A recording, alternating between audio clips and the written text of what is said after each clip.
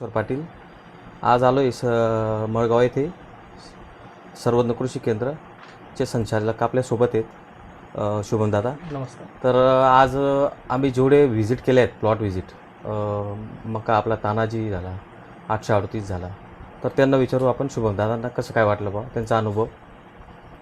नमस्कार सर, आपली मका खूप चांगली आहे. आता आपण कंच पण आणले, एक कणीस सोडलं, त्याचे कंच आपलं दाणे काढले, दाणे पण भरपूर निघाले, बिट्टी पण बारीक आहे आणि दाणा कॅप्सूल आहे. आमच्या भागात दाणा कॅप्सूलच लागतो आणि बिट्टी बारीक पाहिजे, त्यालाच जास्त मागणी आहे.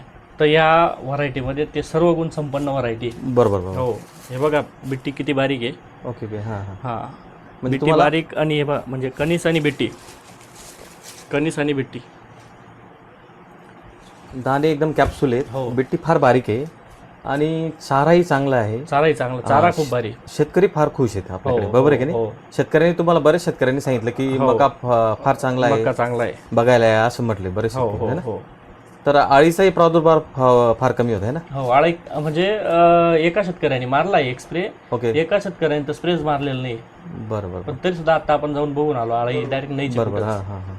आणि मेन ते जे वरचं कव्हर जे येतं कव्हर, हो हो हे खूप पॅक आहे.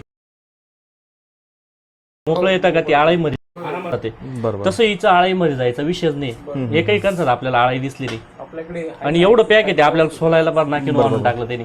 मित्र आपण बघू हा, शकतो हे बघा की दाणे बघा किती कॅप्सूल आहेत किती पॅक आलाय ते. आणि क्वांटिटी बघा, क्वांटिटी आणि क्वालिटी. हे पहा कंसाचं तोंडी किती पॅक आलंय. आस्त कव्हर एकदम पूर्ण एकदम पॅक आहे. परिपूर्ण भरलेलं असल्या कारणाने कुठल्याच रस शोषक आळीचा किंवा किडीचा प्रादुर्भाव त्या प्लॉटवर नाही. प्लॉटवर नाहीये. आणि आज जर आपण बघायला गेलं तर आज प्रत्येक शेतकऱ्याची भावना असते की आम्हाला कॅप्सूल मक्का कॅप्सूल मिळाला मका पाहिजे. बरोबर. आणि मक्याला आजच्या स्टेजलाही कलर चांगला आहे, गर्द नारंगी हो. रंग असणारे दाणे आहेत. नाही, अजून त्यामुळे बाजार भाव याला मार्केटमध्ये अतिशय प्रकारे चांगला मिळणार आहे. आणि शेतकऱ्यांना जे पाहिजे होतं आणि जे शुभमदादांनी आमच्याजवळ रेकमेंड केलेलं होतं तसाच मक्का कंपनीने देण्याचा प्रयत्न केलेला आहे. आणि येणाऱ्या रब्बी हंगामामध्ये सुद्धा आम्ही चांगलाच मक्का देऊ. नाही मका सर, अजून कलर याला भरपूर येणार आहे. भरपूर येणार आहे. अजून याला 15-20 दिवस जायचे. आज आपण आता बोला आणलेला आहे, अजून कमीत खूप कमी ओला आहे. 20 ते 25 दिवसानंतर हा प्लॉट हो. रेडी होणार आहे तुमचा. हो हो हो. आणि आजही बघू शकता आपण इतके सॉफ्टने त्याचे दाणे काढलेले आहेत. हा, म्हणजे जोही हार्वेस्टर मध्ये हा मक्का काढेल तो हार्वेस्टर काढण्यासाठी पण आपल्याला चांगला सांगेल आहे. की मक्का एकदम जबरदस्त आहे. हो. बाकीच्या शेतकऱ्यांना काय सांगू इच्छिता नाही, तुम्ही? बाकी शेतकऱ्यांना तर 100% सांगेल मी का बुवा तुम्ही तानाजी किंवा एपेक्स 838 दोघं मक्का लागवड करा.